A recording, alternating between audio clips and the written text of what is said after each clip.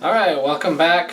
This is a video for 126. It's the 16th of April. We're doing chapters 10.8 and 10.9. There's been a pretty big lull in the discussions, so that's kind of sad to see. I would like to say that it's because you're all on top of it, but these sections are not the easiest sections, so whatever the case may be, this is not where you want to crap out of this course. If anything, you should be on those discussions probably more. So there was only one question asked. I'm going to cover that question, but I'll do a couple of more questions out of 10.8, 10.9, and just kind of do the ones I feel like you should do. So let's take a look at 10.8, number 4.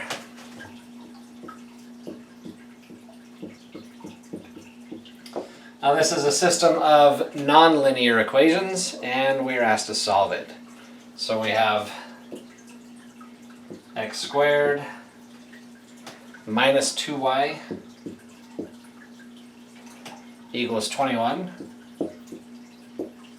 And we have x squared plus 4y equals 33. Now there's many different things I can do here, but I think probably the elimination method is a good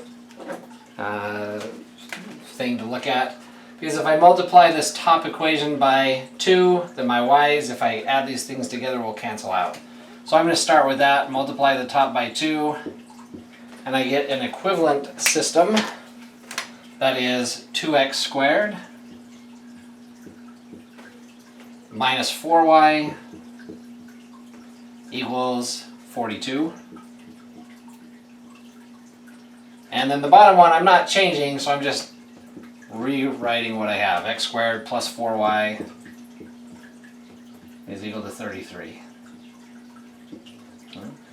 I could also have picked one of these y's to solve for and done a substitution method, but this should work just as well. If I add these together, I get 3x squared. The y's cancel out, and that equals, these are both positive, right? 75. Right. Solve for x squared by dividing each side by 3. That gives me x squared equals 25. And if I take the square root, I have two possibilities. I have x equals positive 5 or negative 5. So I have those, right? Now I have to figure out the corresponding y value for either of these values, if x is negative 5 or if x is positive 5.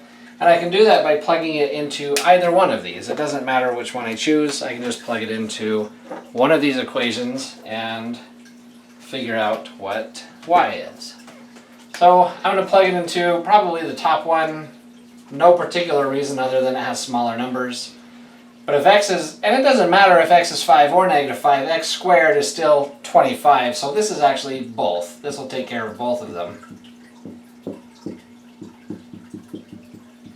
In both cases, x squared is 25, and therefore when I solve this, my y value is the same for either of the x values.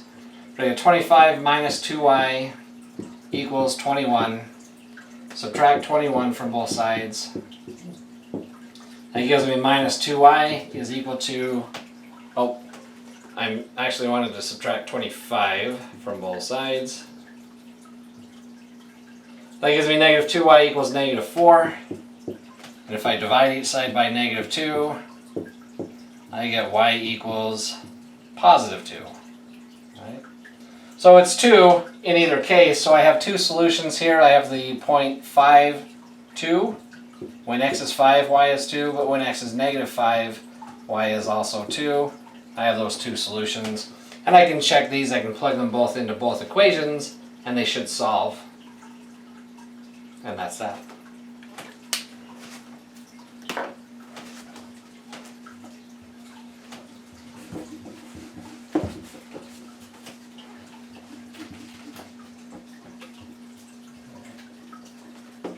So let's look at 10.9. The question that was asked in 10.9, I want to say was number 7.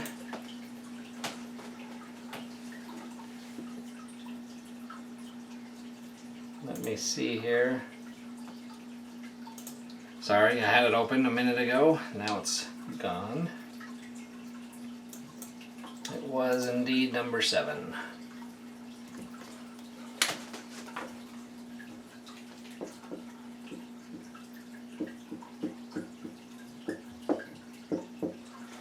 And it says graph the solution to the system. So we're graphing the solution to y is less than 9 minus x squared. And, nope.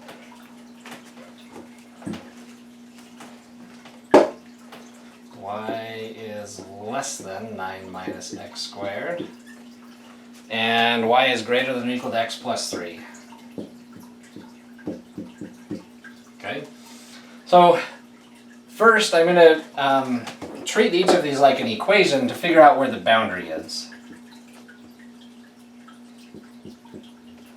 And we'll graph this as we go. So I'm going to look at this first one for a moment, and the boundary happens at y equals 9 minus x squared. And you might recognize this if I rewrite it as y equals negative x squared plus 9, right? As a parabola, because it's an x squared. It's facing down, because it's minus, and it's been shifted up by 9. And so if I come up here 9 units, we'll just call this 9 units, I simply have a parabola, right?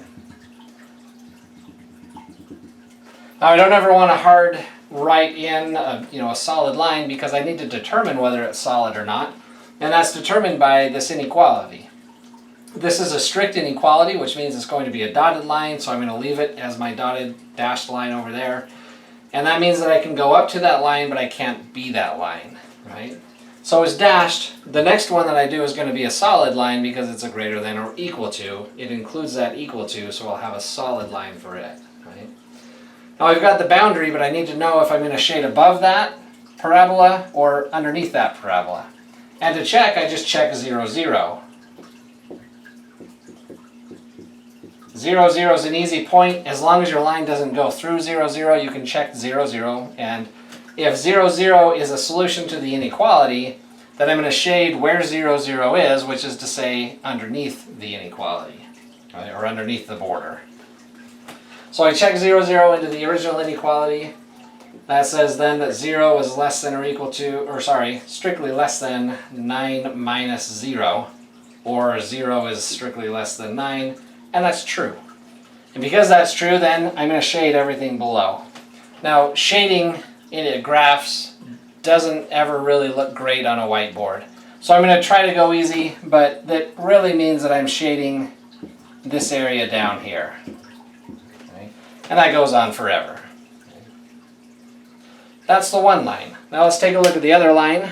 I'll do it in blue perhaps. I'm going to erase this here. But now I'm looking at this line, right? Once again, I want to know where the border is. So that border happens at the equality, so y equals x plus 3. You should recognize this as a line with slope 1 that goes through the origin, or the y-intercept of 3. So here at 3, I have a line of slope 1 that goes through it, so it's going to look like this, something to that effect. But this line is going to be solid because this inequality is inclusive, and so it's a solid line. That means I can go up to and include that line in my solutions. So what I've done is cut the potential solution area into 2 pieces. It's either up here or it's down here, right? And I need to figure out which one it is. So once again, I'm going to check 0, 0 because 0, 0 is not on those lines. So I'll check 0, 0 again. You can check 0, 0 whenever your line doesn't go through 0, 0. If your line does go through 0, 0, just use another point. Pick something down here, like 1, negative 1, right? Doesn't matter. Just pick something that's not on the line. But if I put 0, 0 into the original inequality, I get 0 is greater than or equal to 0 plus 3. That is to say 0 is greater than or equal to 3, but that's false. And so I don't want to shade here. That's not part of the solution. It's the other side of the line. And therefore my solutions are simply inside this little contained area.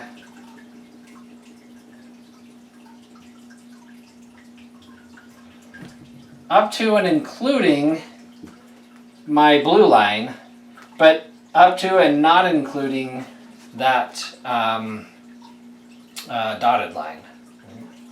So that's what this should look like. There's a graph in there that looks like that. You'll just want to make sure that your lines are dotted or solid correctly and that you have this correct area.